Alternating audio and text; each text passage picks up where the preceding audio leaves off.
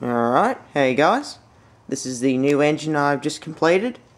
It is a Villiers engine. I think it's about a Mark 12.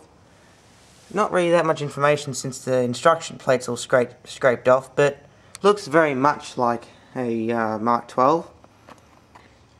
I think it's about 1.5 horsepower. It's made from the cylinder block and the sump off the old Villiers I've got from the spark test video, and the cowling, the ignition lead, the new one, and the bolts in the head and the muffler. I got that off eBay really cheap. I think the whole thing's off about what do you think? I think it's about a cylinder mower. I think it's off. Well, even though it seems doesn't look too crash hot, but she runs real nice, so here we go. Got it. There we go.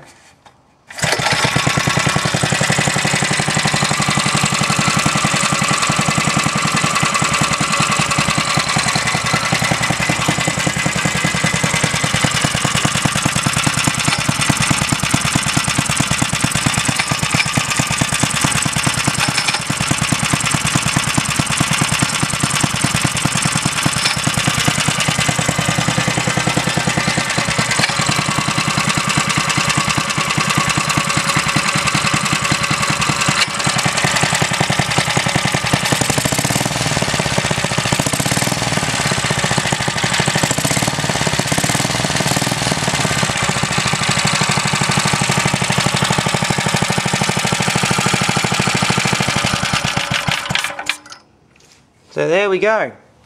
That little ticking noise, whatever, that's from the pull start here. This actual pull start isn't original. It looks like it's off a Briggs & Stratton mower, because you can obviously see it doesn't match in colour and everything. And it's just bolted on and a bit of a weld there to hold it on. But you can't go wrong, and not bad for about a 50-year-old engine.